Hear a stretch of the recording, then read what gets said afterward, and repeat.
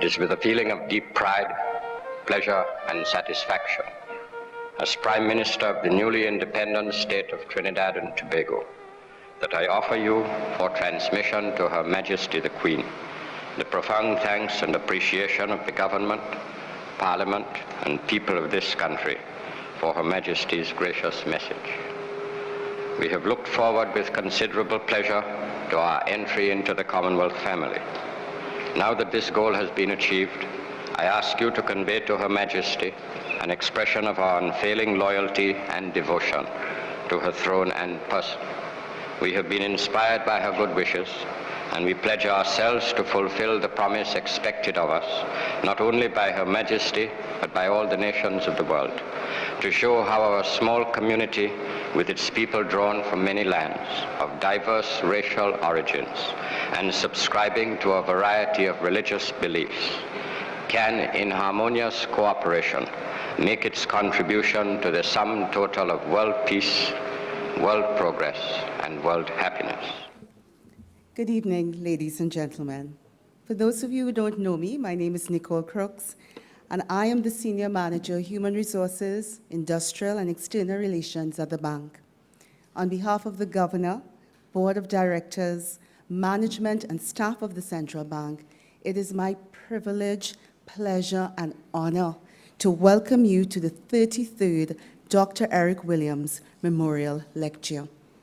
We are truly honored and appreciate the presence of members of the Cabinet of the Republic of Trinidad and Tobago, Your Excellencies, members of the Diplomatic Corps, members of the Judiciary, Presiding Officer of the Tobago House of Assembly, Dr. Denise Sawyerfat Angus, representatives of international organizations, Governor of the Central Bank of Trinidad and Tobago, Dr. Alvin Hilaire, and Mrs. Sheila Hilaire, Deputy Governor of the Central Bank of Trinidad and Tobago, Dr. Sandra Sukram, Permanent Secretary to the Prime Minister and Head of the Public Service, Mr. Maurice Sweet, Permanent Secretary, Acting Ministry of Foreign and CARICOM Affairs and Head of the Foreign Affairs Service, Ms. Rita Tousse, and all other permanent secretaries, mayors of city corporations, mayors of boroughs, and chairmen of regional corporations, chairmen of statutory boards and authorities, our distinguished lecturer, Dr. Natalia Cannon, and guest, Mr. Todd Gulick, former governors of the Central Bank of Trinidad and Tobago, Mr. Winston Ducran and Mr. Ewart S. Williams. Ask me what the S is for. Former deputy governors of the Central Bank, Mr. Jerry Hospitalis, Ms. Joan John, and I don't know if Shelton is here, Dr. Shelton Nichols, family and friends of the late Dr. Eric Williams, students, teachers, and parents from Queen's Royal College and Holy Faith Couva. Yes, you're up there? Wave to me. Staff and retirees of the Central Bank of Trinidad and Tobago, members of the media, distinguished ladies and gentlemen, welcome. I just want to apologize for the Prime Minister who indicated that unfortunately he will not be here this evening. We will miss him, but we will try to do him proud. Mrs. Erica Williams-Connell could not be here with us, but we have been communicating, and I am confident that she would enjoy this evening's presentation. This annual lecture series is the bank's flagship event. While we are committed to fulfilling our core mandate as a central bank, we are also invested in showing the other face of the bank as we engage in our outreach program, of which this lecture is one of our highest achievements. It's a special year for the bank. We are celebrating our 55th anniversary on December 12th, so we have branded the lecture in this context because it's such a significant milestone. With this in mind, we decided to reinforce the connection between Dr. Williams and the lecture series that has been hosted by the bank since 1983 in his memory. Tonight's lecture, as you know, is the 33rd in the series, and in case you did not realize it, when you walked in, you would have seen pictures of all 32 lectures on the screen. As you leave this evening, you'll have an opportunity to take a look at that again. I want to especially welcome the students who are here with us this evening, especially the students from the first Prime Minister's alma mater, QRC. because every year you come, every year you show that interest. And we believe that the presence of students at the lecture is important because exposing you to this kind of information about our history and what's happening now can only help you to aspire to greatness. Parents and teachers, thank you for your support and for supporting the children and for your dedication to excellence. I also wish to extend a special welcome to the members of the public who are here tonight and those who have joined us via live stream on the bank's website. And I'm always happy to welcome the media, who we hope will enjoy the lecture and share what they have experienced, and I would dare say, give the lecture the prominence it deserves. Apart from the live stream, tonight's event will be available on our YouTube channel from later tonight, and there will be a delayed broadcast on TTT on Sunday at 1 p.m., repeating after the Westwood Park show. Last year, a few ecology-minded guests, and all of us should be, but a few of you expressed a concern about our printed programs. While this year we considered moving away from printed programs, we decided that our 55th anniversary lecture was worthy of a program that guests could take home as a keepsake. So hold on to your program. It will tell you about tonight's lecture and is also a record of previous lectures. We are truly delighted that you have taken the time to be our guest this evening. I mean, the auditorium is packed, and we feel that very, very confident that the lady that we are bringing on later will inspire you. I kindly ask that you put your mobile phones on silent, and please note that videotaping of the event is not allowed. I now invite the Governor of the Central Bank, Dr. Alvin Hilaire, to deliver opening remarks and to introduce our distinguished speaker for tonight's lecture, Dr. Natalia Cannon. And I could not resist saying, for whatever it is worth, this is the 5th female lecturer.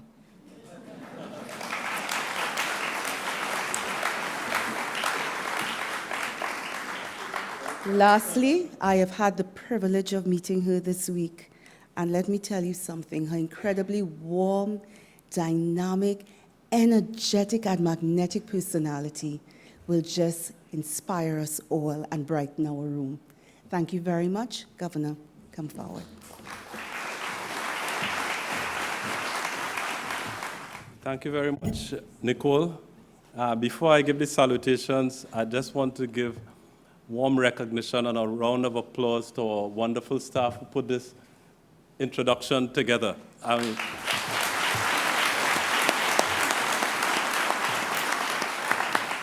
As usual, I hadn't seen anything. They kept it away from me, and I am completely blown away. So thank you, and I'm proud to be working with you guys. Members of the Cabinet of the Republic of Trinidad and Tobago, Your Excellencies, members of the Diplomatic Corps, members of the Judiciary, Presiding Officer of the Tobago House of Assembly, Dr. Denise Soyafat Angus, former governors of the Central Bank of Trinidad and Tobago, Mr. Winston Dukaran and Mr. Ewart S. Williams, former deputy governors of the Central Bank, Mr. Jerry Hospitalis, Ms. Joan John, and Dr. Shelton Nichols, our distinguished lecturer, Dr. Natalia Cannon, and guest, Mr. Todd Gulick, students, teachers, online viewers, all other distinguished guests, ladies and gentlemen. Welcome to the Central Bank of Trinidad and Tobago and the 33rd edition of the Dr. Eric Williams Memorial Lecture Series. Exodus, movements of the people. I'm sure, no, I'm not going to sing it. I'm sure many of you know this song by the great Bob Marley, released 42 years ago, and considered a call to arms for a nation of displaced souls on the march to a new spiritual homeland. As Bob sings, we know where we're going, we know where we're from, we're leaving Babylon, we're going to our fatherland. Most of us in this room, or tuning in into this distinguished lecture on TV or online, are products of migration. If we look back far enough, we likely find that our foreparents may have come through the Middle Passage via indentureship arrangements or arrived on our shores seeking economic or other opportunities. For whatever reasons they may have moved, Migrants get assimilated into receiving communities, but also bring their own cultures, values, and way of life. I've had the privilege of working in many countries across the world, and in my experience, the most fascinating and dynamic blend of migrant cultures is our own Trinidad and Tobago.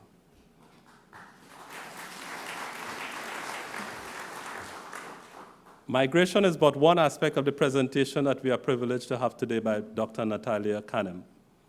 Dr. Kanem was appointed the Executive Director of the United Nations Population Fund, UNFPA, on October the 3rd, 2017, which makes her one of the highest-ranking women at the UN and an internationally recognized public servant.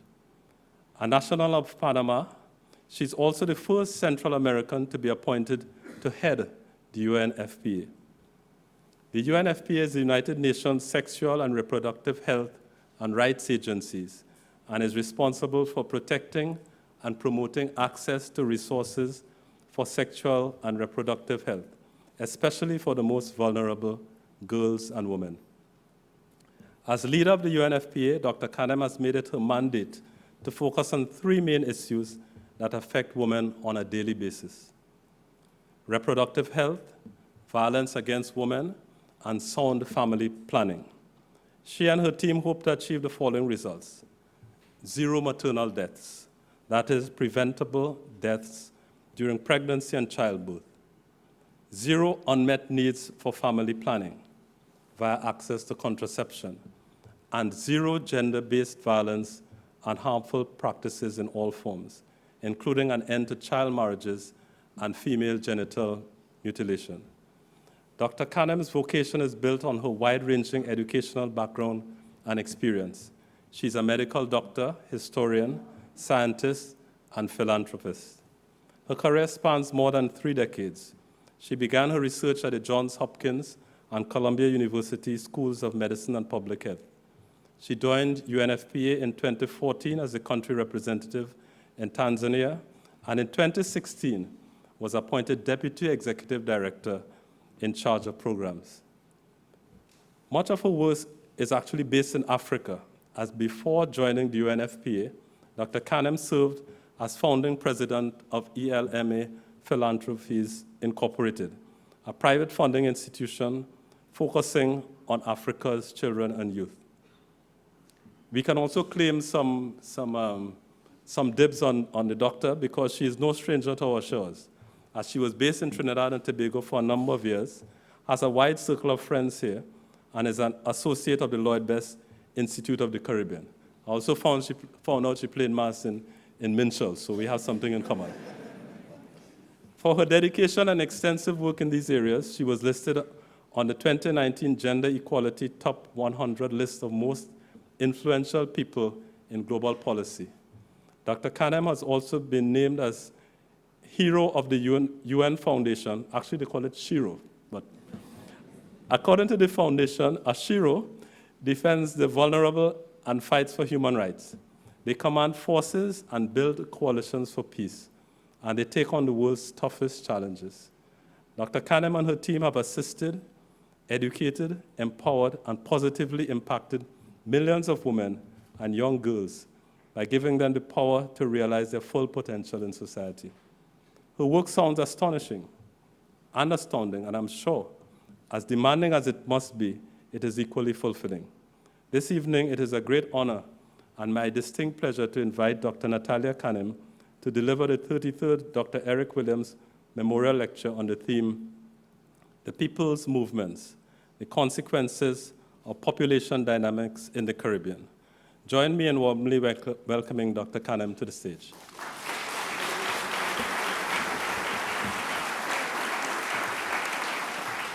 Members of the Cabinet of the Republic of Trinidad and Tobago, Your Excellency, Ambassador Penelope Beckles and other members of the Diplomatic Corps, Governor of the Central Bank of Trinidad and Tobago, Dr. Alvin Hilaire and Mrs. Sheila Hilaire, Deputy Governor Dr. Sandra Sukram, and other members of the Board of Directors, my dear United Nations colleagues, civil society and philanthropic leaders, distinguished guests, young people, dear friends, good evening.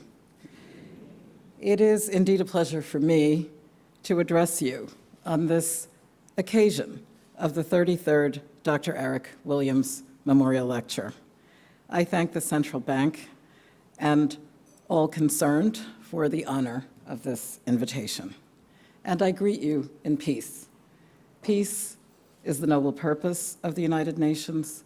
Peace is also our fervent wish at UNFPA, the United Nations Population Fund, for the women, young people, and communities we serve in more than 150 countries, including the Caribbean. Peace, dignity, equality, social progress, and better standards of life in larger freedom.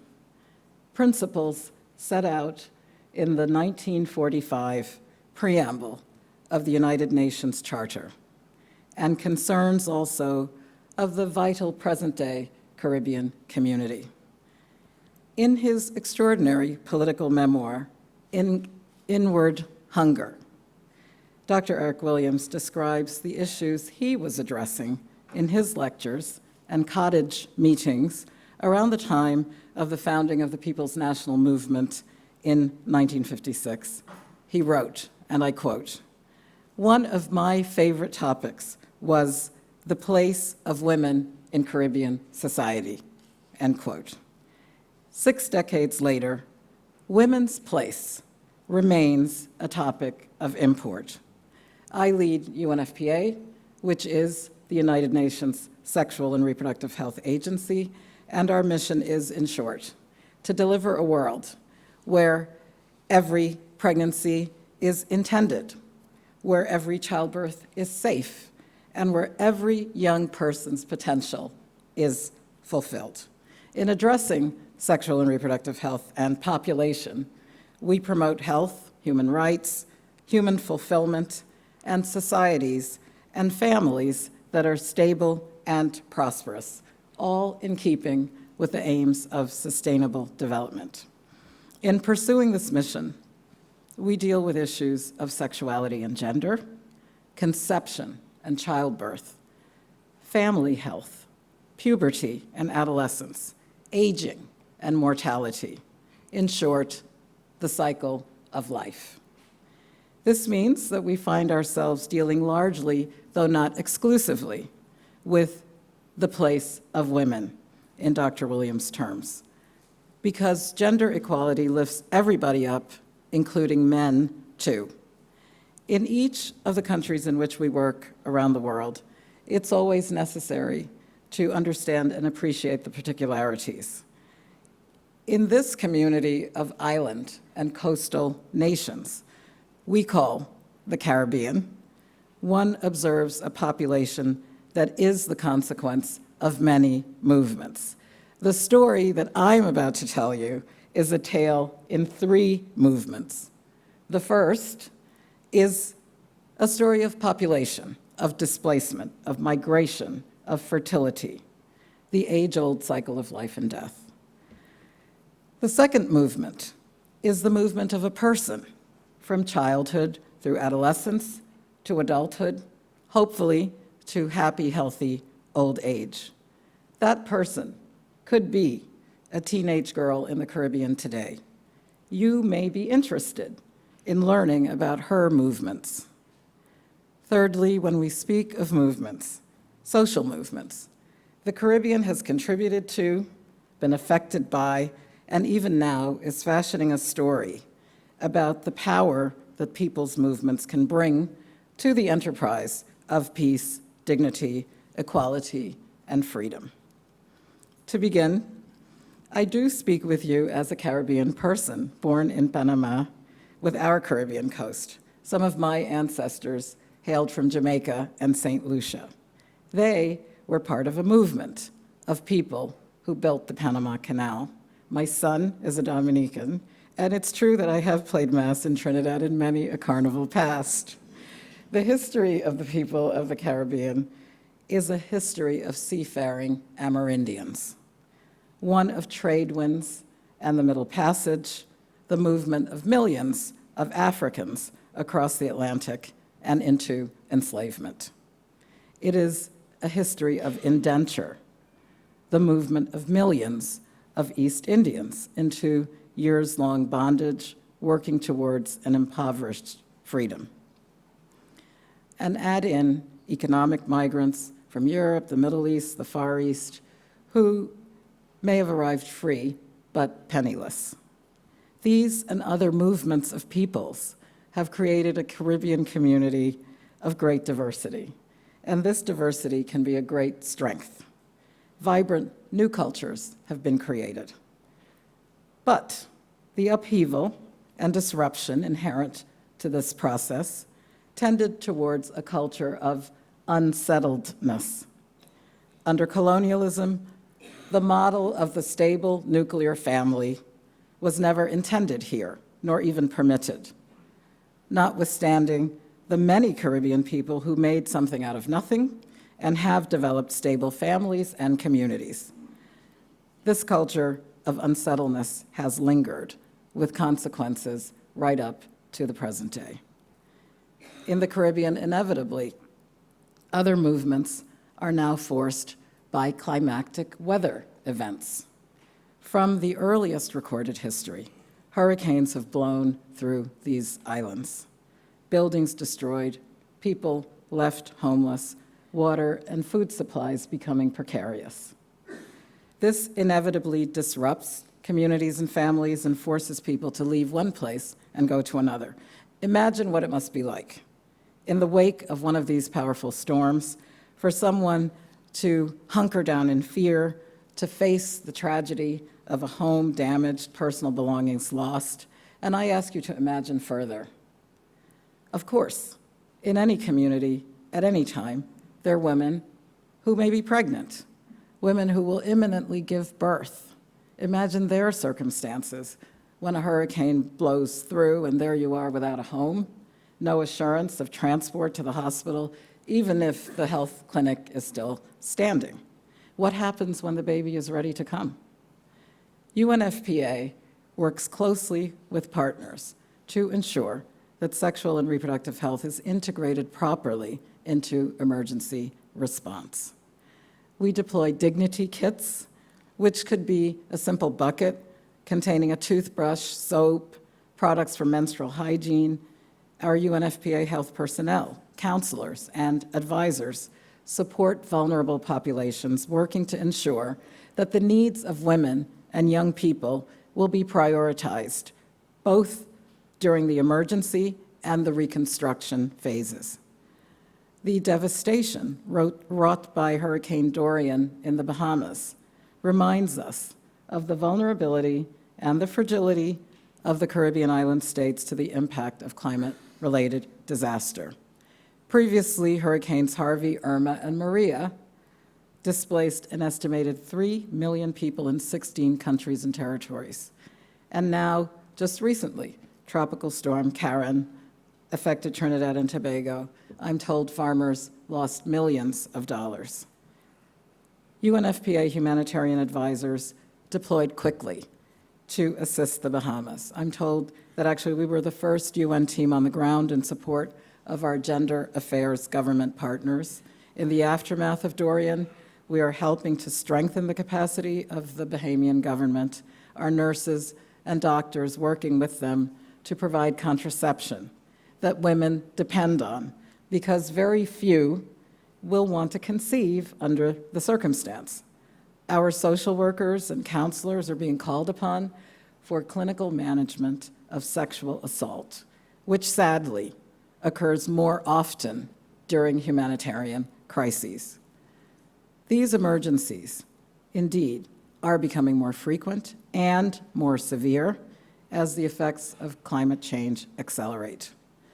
The Caribbean and other small island developing states are, in a sense, the canaries in the coal mine of global climate change, as observed by Prime Minister Rowley and others speaking eloquently at the United Nations General Assembly last week. In the absence of urgent climate action at the global level, the effects of climate change, such as rising sea levels, represent an existential threat to the region. The sad reality is that it is the people living in the poorest countries who contribute the least to global carbon emissions who will likely bear the brunt of climate change most intensely. Moreover, they have the least capacity to adapt. That is why multilateralism and institutions like the United Nations and CARICOM remain so crucial. Some of the world's toughest challenges, including climate change, are transboundary issues. Tackling them requires a coordinated global response. It will take all of us, countries large and small, from the global south and north, governments, international organizations, civil society, and the private sector, working together to conquer these issues. We see resilience in the Bahamas. We saw it right here in Trinidad and Tobago with your quick response to Tropical Storm Kanem. UNFPA commends Caribbean governments for the remarkable job they're doing with response. Efforts are already moving from relief to recovery and to building back better. The shelters are only to sleep. In the day, displaced people go back to rebuild. The United Nations is there to help. However, it's local people in communities who are leading the way. In the Bahamas, you might know that many of those who need shelter are Haitian migrants. Not only are there challenges of language and culture, since many of those hardest hit in Abaco are undocumented, fear of deportation is keeping people from seeking assistance. This thwarts our efforts to reach the most vulnerable. The crisis in Venezuela also posing challenges for the region. Given the small size and the limited absorptive capacity of some concerned countries, there's been considerable impacts on host communities. Trinidad and Tobago has accepted more Venezuelans per capita than any other country. It is also important to acknowledge,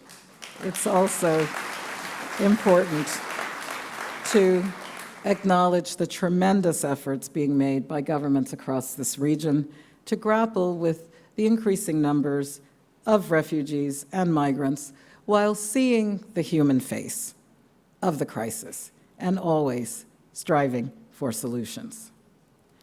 Now, beyond the literal physical movements of people across borders and seas, meaning immigration and outmigration, population dynamics are determined by factors of fertility and mortality. Mortality has declined in this region, as it has around the world in recent decades. Today, the average life expectancy in the region stands at over 75 years, a signal achievement made possible by medical advances and improvements in public health and hygiene. In the Caribbean, people are living longer, while there's a concomitant reduction in maternal and child mortality. At the same time, we must acknowledge gender disparities in an aging population. Women tend to carry the burden of care. Women, having been paid less over their working lives, have less savings and usually no pension. That caveat aside, the medical advances in the Caribbean are real. Members of the Caribbean pantheon made that possible. Sir George Aline, former Eric Williams Memorial Lecturer, renowned for his service to the public good and his leadership in global public health and academia. The late Dr. Sir Prince Ramsay, to whom I had the honor of presenting the United Nations Population Award last year for his pioneering role on HIV and AIDS in the Caribbean, and Dr. Courtney Bartholomew, who diagnosed the first case of AIDS in the English-speaking Caribbean. Through their contributions, along with those of Angela Cropper and many others too numerous to mention, the Caribbean has made its mark on health and well-being and development here and all around the world. Now, let us look at fertility, another determinant of demographic change.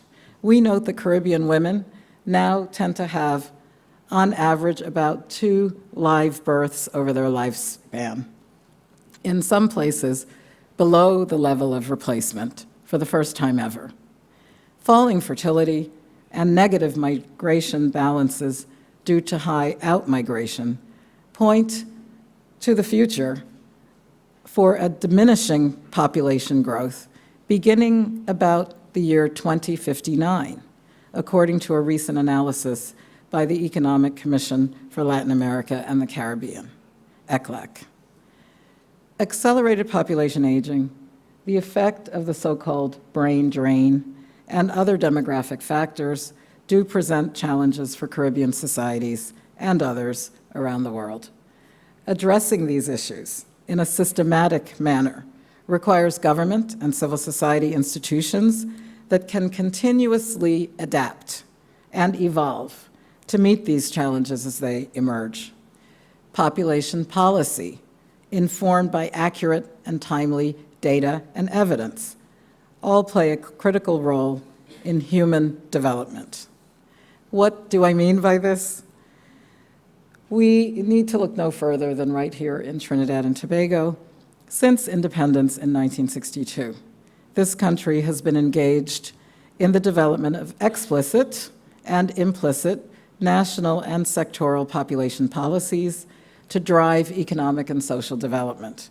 Today, Trinidad and Tobago is strategically positioned to move forward with an integrated, rights-based approach to sustainable development through the national provision of family planning services, basic health care, and education. Trinidad and Tobago's socio-demographic and economic outlook has improved significantly over time.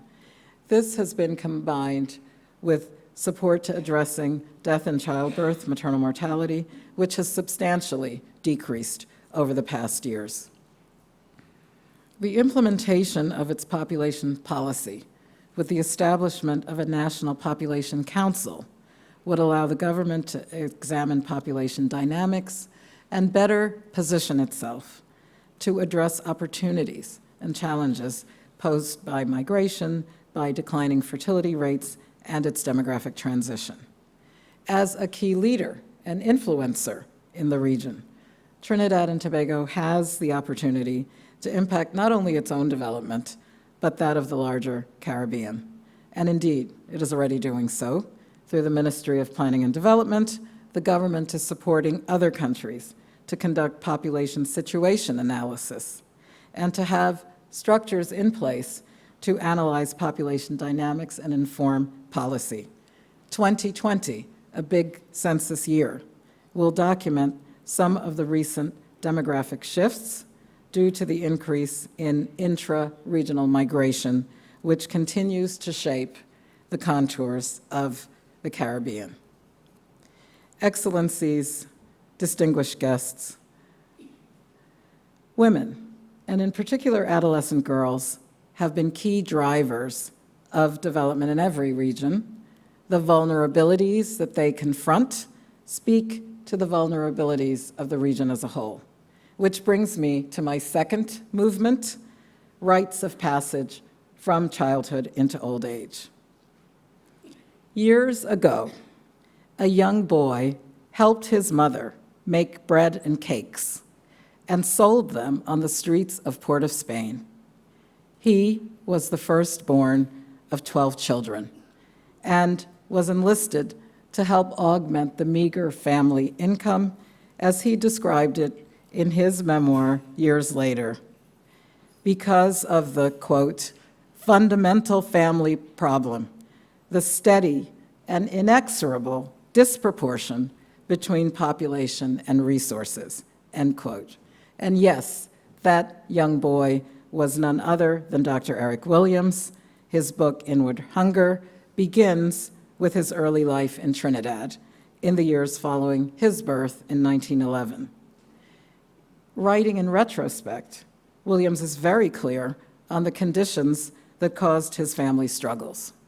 He wrote, and I quote, "The failure to control births meant an increasing inability to provide for the children after birth," end quote. He was sorrowful about the toll that this continual succession of births took upon his mother. In the effort to economize, quote, medical expenses could be curtailed, except in the case of my mother. The midwife, for example, could not be dispensed with. Nor could one ignore the effects of repeated childbirths on her health. She became prematurely old, fat, and querulous, a constant victim of headaches. The consequences of uncontrolled fertility, in William's very personal experience, extended not only to the immediate privations of food and shelter. It affected his health, notwithstanding his position as the favored child of the family. After a serious fall in his youth, playing football, there was no doctor because of the expense. Years later, after consulting about his hearing loss, he wrote, "I have grown more and more convinced that that fall had something to do with the deterioration of my hearing. Not that I regret it. A hearing aid is a powerful weapon against an opposition in Parliament. One can always turn it off." It does make a good punchline. Yet, the consequences of uncontrolled fertility and lack of choice are not a laughing matter. We do not wish poverty or deafness upon anyone. These anecdotes that Williams tells illuminate the life challenges, the choices and the lack of choices, and the consequences that faced his mother of 12 children within 20 years, and that face any girl today as she moves into womanhood. As I speak, somewhere along the coast of this beautiful archipelago, but it could be anywhere, really, since it will happen 20,000 times today, a girl sits terrified and alone. For weeks, she's felt tired, mildly nauseous, slightly off, and now her cycle is late. Her much older boyfriend, in fact, you must say man friend, had told her, "Don't worry, he loves her. Why let a condom get in the way?" Today she learns why. She is pregnant, she's 15. In a few months, she's likely to be tossed out of school, her prospects of resuming her education dim. No one will ask questions about the boy or man. He will not be ejected from school. Her opportunities to find decent work and fulfill her potential diminished. Her future uncertain. Her boyfriend may be nowhere to be found. Every year around the world, 7 million babies are born to girls who are no more than children themselves. This is a global issue. And yet Latin America and the Caribbean must face up to having the second highest adolescent pregnancy rate in the world after Africa, with major inequities between and within countries. Girls from families in the lower wealth quintile, the poorest girls with their lower levels of education, or girls from indigenous or Afro-descendant communities are disproportionately affected by teenage pregnancy. And we are aware that in places like Trinidad and Tobago, Guyana, and Suriname, these issues also face poor girls of East Indian descent. There's a rising trend of pregnancies among girls younger than age 15. That is highly concerning. Are you as shocked as I am that complications from pregnancy and childbirth are the leading cause of death among 15 to 19-year-old girls worldwide? This contributes to the high maternal death figures that we see in the region and globally.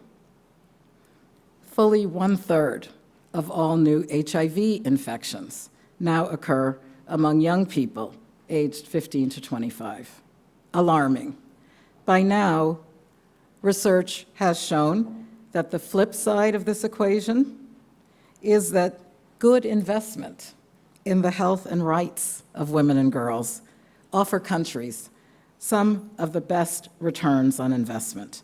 and the best chance of preparing girls to succeed as they move into their womanhood. It's now widely recognized that the right to sexual and reproductive health, the right to autonomy over one's body and fertility is central to women's empowerment and gender equality, and as such, it is a cornerstone of the 2030 Agenda and the 17 Sustainable Development Goals, the SDGs. In 2015, the entire world made an ambitious pledge to leave no one behind and to commit to the Sustainable Development Goals to reach those furthest behind first. It's not a small task, with constant reminders of how far we still have to go. The health, the well-being, and development of the adolescent girl lies at the heart of the 3 transformative aims that we at UNFPA set our sights upon to achieve by the year 2030, our 3 zeros, to change societal dynamics. 0 unmet need for family planning, 0 preventable maternal deaths, and certainly 0 gender-based violence and harmful practices. And we do count among this early and forced marriages before the age of 18, along with female genital mutilation. High-quality data will help us to zero in on where the needs are the greatest and identify those who are likely to be furthest behind. And the fact is, we often know the least about those we need most to reach, including the youngest adolescent girls. Although what we do know is troubling. Every minute, 23 underage girls are married around the world. 23. Many of these marriages are forced or coerced. Choice and rights is absent, even where child marriage is outlawed. Girls often have little or no option. It's poverty, it's tradition, can be culture, religion, and custom working against them. The laws on the books go unenforced, her rights and choices ignored, and she's unprotected. Choice is about knowing how your own body functions. It's about your own bodily integrity, having the power and the means to say no or to say yes, to make your own decisions about whether and when and whom to marry and whether or not you make children. That power will affect other choices in your life. It's about having the power and the means to seek care during pregnancy and childbirth, and to be sure that you will be receiving quality care once you make it to the health facility. Ultimately, it is about life and death. Will a girl have a choice about what happens to herself and her own body? And I am very willing to break this taboo topic. At least 15 million teenage girls worldwide have been forced into sex, often by a partner, by a relative, or an acquaintance, and yet only 1 in 100 will seek help. Nearly a third of older teenage girls in the age group 15 to 19 cohabiting have experienced violence at the hands of their partners. We must all protect them from physical trauma, forced sexual encounters, unwanted pregnancies, unsafe abortion, and sexually transmitted infections, including HIV. These violence problems are exacerbated when disaster strikes. Without the usual order of family and community, girls and women during disasters will be at increased risk of gender-based violence, and that includes sexual violence and trafficking. Even in times of stability, too many young people face barriers. It keeps them from accessing the sexual and reproductive health services and the accurate information, not something crazy from the internet, that are so fundamental to their health and future prospects. They face stigma from their families, from the neighbor next door, and too often from health practitioners who are supposed to be there to help. They face laws and policies requiring parental consent to access medical services and treatment, laws that often deter them from even inquiring about sexual and reproductive health services. This is only compounded by mandatory reporting requirements that leave them reasonably fearful of punitive action from parents or other authority figures, or fearful of being left in the hands of those who would harm or abuse them. These requirements also make healthcare providers reluctant to provide information and services to minors. As a result, young people are much more vulnerable to unintended pregnancy, to HIV, and to other sexually transmitted infections. In many countries, adolescents find themselves in a catch-22, whereby the law says they can consent to sexual activity, for example, at age 16, in some countries even 15. But they cannot access the sexual and reproductive health services they need without parental consent until they're over 18. So in essence, what they're being told is, you're old enough to have sex, but you're too young to have access to the health services and the information that could protect you and your life. It defies logic. It hurts young people, and especially the girls. It hurts their families and their communities and their countries as well. And everywhere, if an unintended pregnancy occurs, if the girl is young, she will get shamed and she will get blamed. Millions of adolescent girls around the world pay a high price every day for our inability collectively, as parents, as teachers, health workers, as a society, in our communities, our failure to speak openly and truthfully about all aspects of a girl's or a woman's health. The taboos, the silence, the rumors, the misinformation, all of this puts girls and women at risk, their health, their education, their future. And most affected are those who would be left furthest behind, the poor, people with disabilities. If you live in a rural area, you're a migrant, you're living with HIV. It is said, if you close your eyes to the facts, you're going to learn through accidents.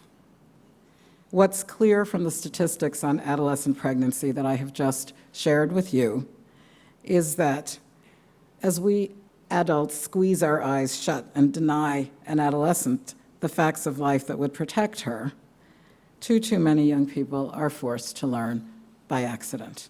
And it doesn't have to be this way. We know that when young people have the vital information and services that they need, they can make informed and healthy decisions about their bodies, their relationships, and their lives. Look, we face pushback on these issues from many quarters, but the evidence is clear.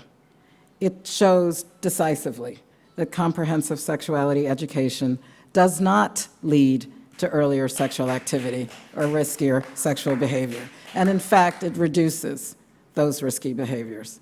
At UNFPA, we do tailor information to the specific age, the context, and the needs of the young person. And we engage parents and communities, and that's essential. We also know that addressing gender and power issues leads to better health outcomes. So our goal is for every girl to step up and claim her rights. That means supporting her and her family and her community to accompany her as she moves from girlhood into womanhood. We believe that the future depends on the investments we make in a 10-year-old girl today. So look at her. She's on the cusp of adolescence. She's standing at a fork in the road. And if she is able to stay in school, she's on a path to health and well-being for the rest of her life. And her children will have better health outcomes too. Education, particularly for girls, does break the cycle of poverty. Now, if on the other hand, she becomes pregnant while she's still a child herself, she's forced to marry or live in a common law union, she drops out of school, she will face a cascade of events throughout her life that may jeopardize her health and well-being and that of the next generation. The key, reach girls early.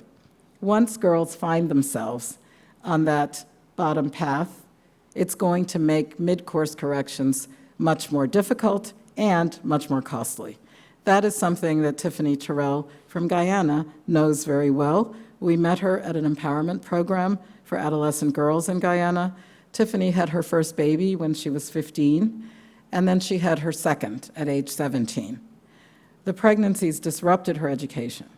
It made it difficult for her to keep a job.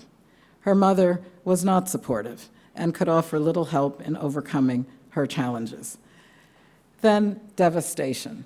She lost her second son when he was just 2 years old, and that compounded her long list of trials. So this UNFPA empowerment program helps steer young mothers like Tiffany back to education. It gives them training to improve their employment prospects, and critically, it teaches them how to prevent further unintended pregnancies. Tiffany told us, if it were not for this program, I may have found myself being a mother of 5 children or more struggling to survive. She is sure that she wouldn't have been able to go back to school and achieve all that she's achieving so far. She tells us she's a better mother now, thanks to the program, and that she wishes she had had this information much earlier.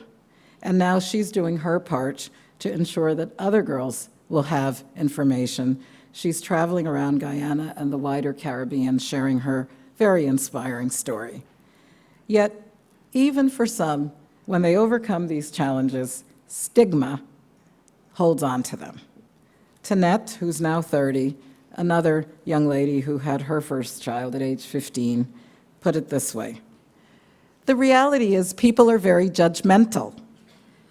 Even after all your accomplishments, all the stuff you've gone through to pass these hurdles, they're going to remember, oh, she had a baby when she was 15.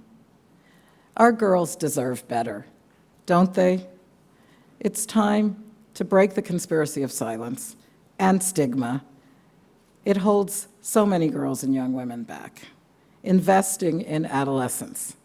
It upholds their fundamental human rights, and it also makes sound economic sense. 2 years ago, in 2017, the Lancet Medical Journal published a study.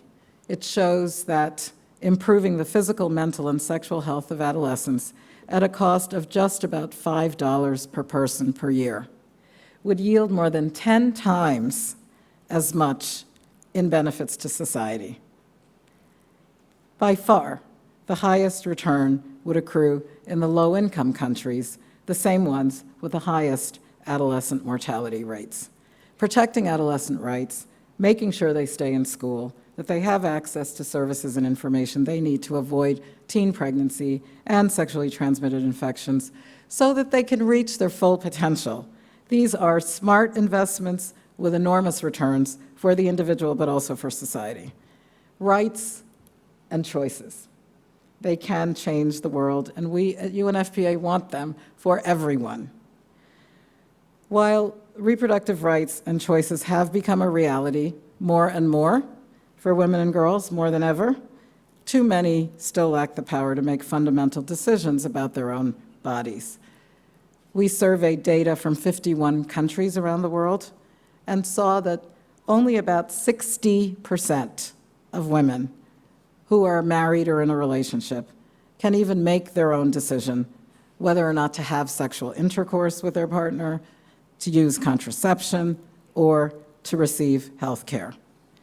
Marginalized groups, in particular young people, unmarried people, people of diverse sexualities, people with disabilities, and those living in poverty, face some of the highest unmet need for sexual and reproductive health services.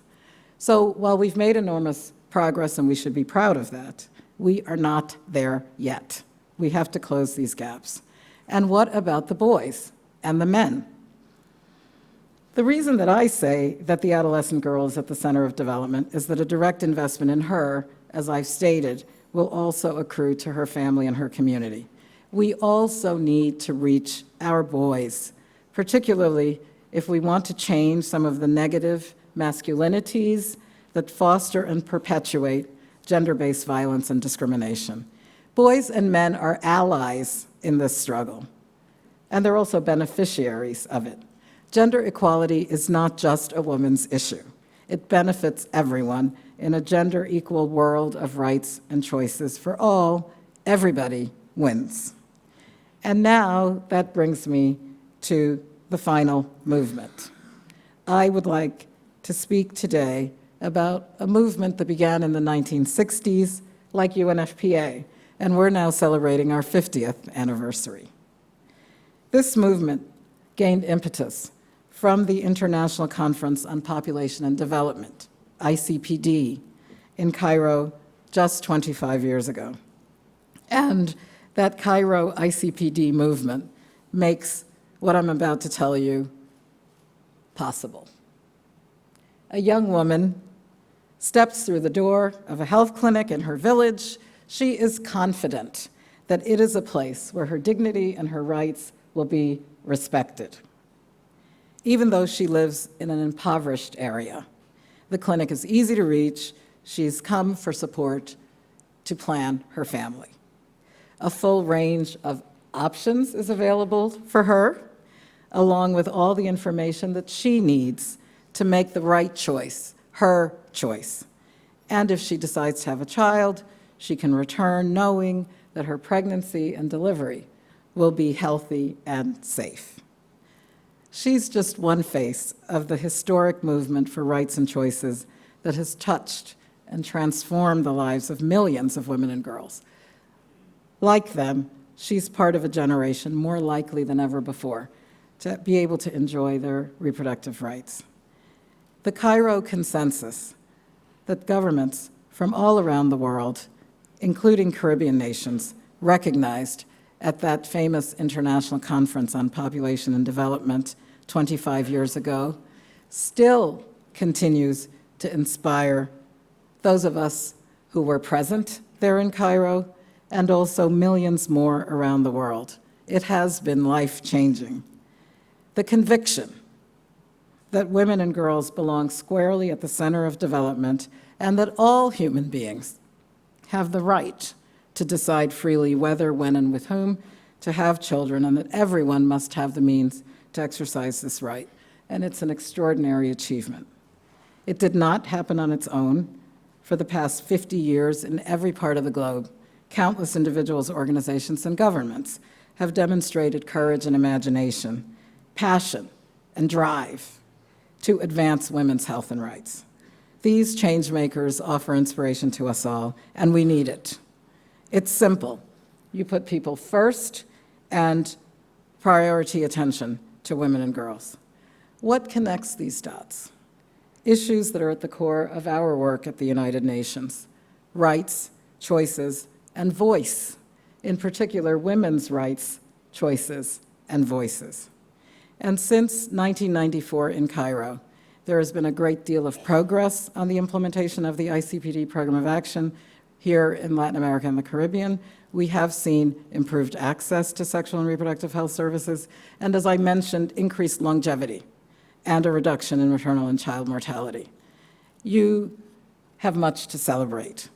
Yet, I have to tell you, we also see considerable pushback, political pushback, on many of these issues, which is jeopardizing the hard-won gains made thus far for women, girls, and young people, and indeed for their countries' resistance to such core issues as non-discrimination without distinction of any kind, sexual and reproductive health and rights, and comprehensive sexuality education and life skills is slowing progress.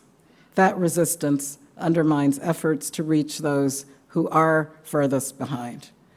The essential role that Caribbean countries and civil society organizations played in the negotiations leading up to the approval of the Cairo Program of Action has been widely recognized. The Caribbean had very strong and powerful delegations that led to the forward-looking Cairo consensus. This also influenced the Millennium Development Goals, the Beijing Platform of Action, and now the current Sustainable Development Goals. In 2013, this region was in the vanguard once again, with the approval of the landmark Montevideo Consensus on Population and Development. It is the most progressive regional outcome of the Cairo Plus 20 review process. It's established a global gold standard for ICPD implementation. And this year, for ICPD plus 25 years, we find Latin America and the Caribbean as a region that again has moved full steam ahead in implementing the transformative agenda as a means to accelerate the Sustainable Development Goals and also as a way to reduce inequality between groups through a life course approach. Yet the implementation of the Montevideo Consensus faces challenges. The fierce opposition of conservative and anti-rights movements is undermining support for gender equality, for access to sexual and reproductive health services, for youth empowerment and participation. The fight is against xenophobia and homophobia, as well as the agenda supporting specific policies for Indigenous and Afro-descendant populations, and the fight against racism in all forms. For Nairobi, the summit, which UNFPA will convene in November, together with the governments of Kenya and Denmark, ICPD 25 is an opportunity for the wider Caribbean and every country within to renew the call for sustainable development and rights for all. It is an opportunity to share lessons learned, to forge new partnerships, and to signal new commitment to bring that promise of Cairo and Montevideo to everyone and to leave no one behind. We applaud the steadfast commitment of the Caribbean community to empowering women and girls and to lifting up young people. We trust you. We trust that you will use the power of your leadership wherever you sit or stand to encourage national commitments to achieve the unfinished agenda of ICPD and the Sustainable Development Goals on time by 2030. My hope is that you will bring your imagination and ingenuity as the world marches to Nairobi to the summit in November. The same imagination and ingenuity that transformed discarded steel drums into instruments used to make music admired the world over. The imagination and ingenuity that transformed scraps of food into a cuisine enjoyed the world over. And that same imagination and ingenuity that could weave together reeds into watertight baskets in a perfect marriage of beauty and utility. This is a region that is on the move. Let us move forward together to Nairobi and beyond. Let us move forward with courage and conviction and commitment to rights and choices, because millions of women and girls are counting on all of us to make the right decision. It is about freedom and self-determination. These are principles that Dr. Eric Williams championed, along with the transformative power of education and opportunity. They transformed his life and the trajectory of the great nation of Trinidad and Tobago. Let us use these principles to lift up girls all across the region. And let's start with a girl's liberty to have control over her body, her mind, and to shape her future. There is power in our movements.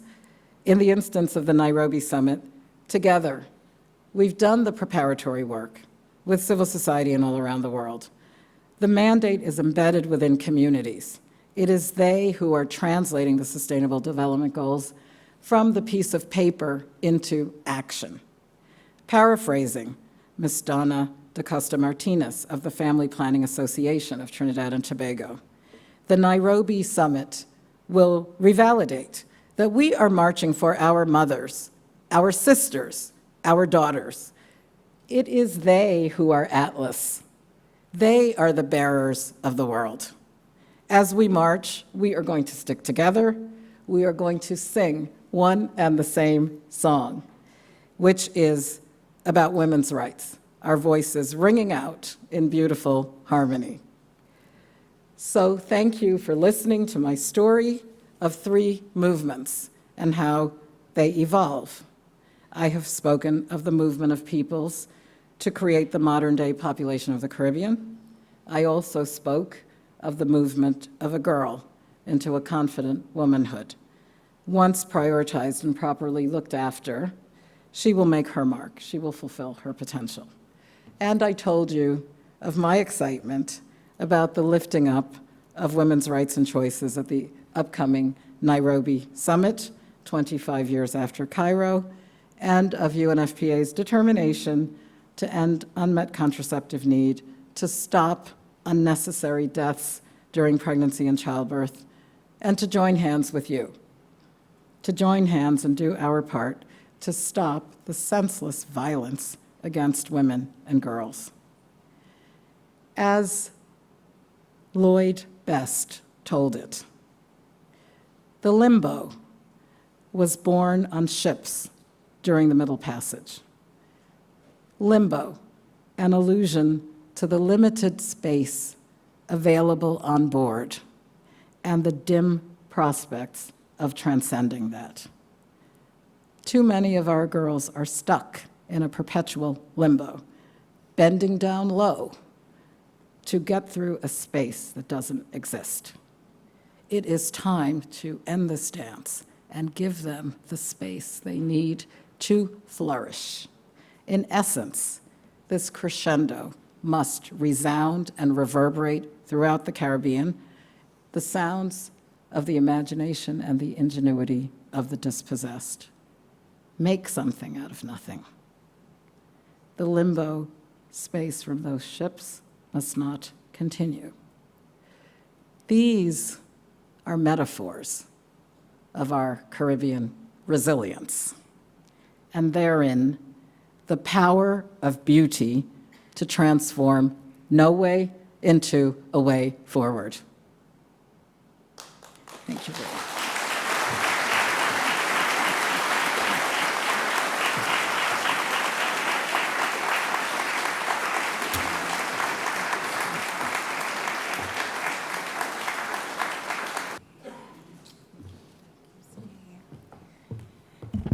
Can you just give her another round of applause?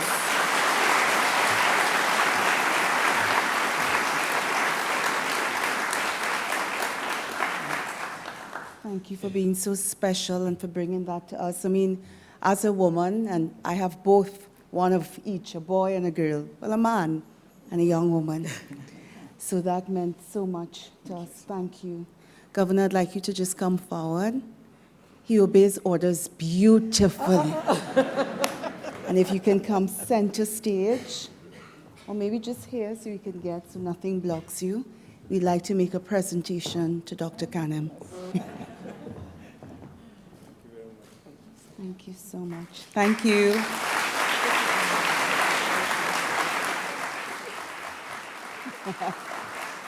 And I'd like to invite Dr. Sandra Sukram. Oh, when you can, to come center. We'd like to make a presentation to you, Todd. Surprise! We'd like to make a presentation to you, and if you come center stage, we know the support that you would have given to Dr. Kanem, and we'd just like to recognize you.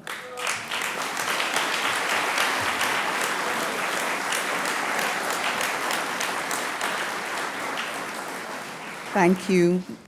So somebody who didn't obey, I still need you here just for one more presentation.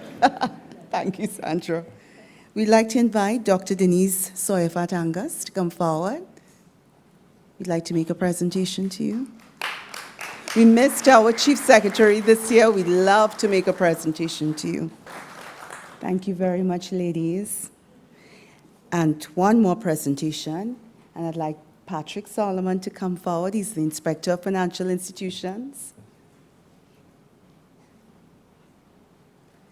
This presentation we'd like to make to someone who we know she must be sacrificing tons of her time with this person because he's spending all his time with us. So Mrs. Hilaire, if you can come forward. We just want to thank you for your support and for always being here. Thank you very much. Thank you, Patrick. So on behalf of the governor, the board of directors, why is he coming back? Oh. On behalf of the Governor, Board of Directors, management, and staff of the Central Bank, I just want to thank you for choosing to be here this evening. We appreciate it, and we appreciate you. So thank you very much. Please give yourselves a round of applause. Permit me to thank the External Relations Department. You know, a lot of times people are not privileged and fortunate to work with people who are passionate and supportive and loyal. And I am very privileged, and I just want to thank my External Relations team. Thank you very much. I also want to thank the staff of the Support Services Department and the Financial Technology Information Services Department for providing support to us. We could not do it without them. You have to clap. To the Ministry of Foreign Affairs, thank you so much for your support. And to James Felix, who brought a team here this evening, thank you very much. To the entertainers that you will enjoy downstairs, to the providers, we thank all of them in advance. We would like to invite you to a reception in the main concourse. And we just kindly ask if you'll allow the first three rows to exit, and then you can leave the auditorium. While you allow these persons to exit, you can look at all the past lecturers on the screen, because Jeff is going to put it up now. Thank you very much for being here, and God's richest blessings.